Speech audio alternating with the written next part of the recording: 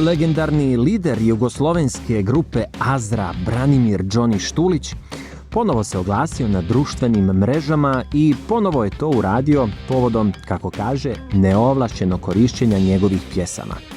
Štulić godinama vodi pravne i medijske bitke protiv diskografskih kuća, ali i muzičara, koji prema njegovim riječima eksploatišu njegovo ime i djelo.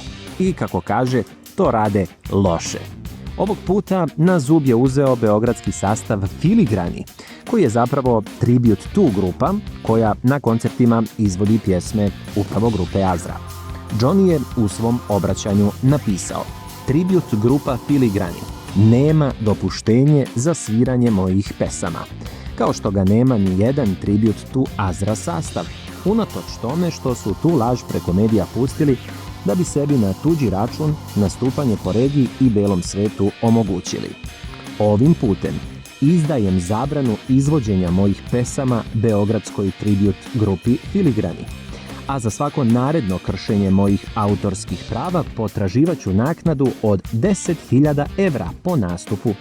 Samo prošle godine su imali 20-ak nastupa po regiji, da ne spominjemo prethodne decenije, pa i gostovanje s mojim pesmama na drugim kontinentima, budućim je s izvođenjem mojih pesama pod mojom slikom i uz ime moga poduzeća Sekira u med pala.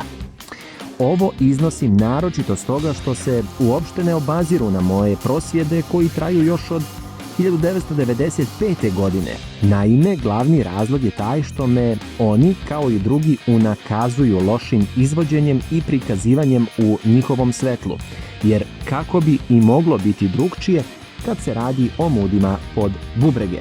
Jednom rečju, postaju nadomestak za ono što nisu i čime steču razlog za život i vrlo dobro zanimanje, umjesto uzgajanja živine na nekom poljoprivrednom imanju ili čišćenja ulica i skupljanja smeća, što spada pod društveno korisni rad za koji imaju moje odobrenje. Ovom zabranom Štulić je jasno stavio do znanja da javno izvođenje njegovih pjesama od strane tribut sastava za njega ne predstavlja omaž, već uništavanje originalne umjetničke vizije. Stigla je i reakcija prozvanog benda Filigrani, u kojem su između ostalog naveli: bez ikakve želje da polemišemo ili sebi damo veći značaj nego što je to realno, saopštavamo da smo odlučili da u potpunosti postupamo u skladu sa onim što je dragi Johnny Štulić tražio.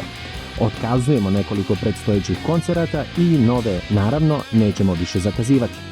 Želimo ipak da naglasimo da smo svirali sa punim poštovanjem i iskrenom ljubavlju i iskrenošću. To naravno ne garantuje kvalitet, ali je sigurno da nam novac nije bio motiv, jer ga nažalost u ovakvim svirkama, pa i u rock'n'rollu, kod nas generalno i nema.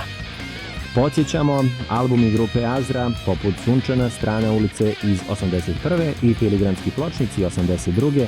smatraju se klasicima novog talasa. Štulić je sredinom 80-ih preselio u Holandiju, gdje i danas živi.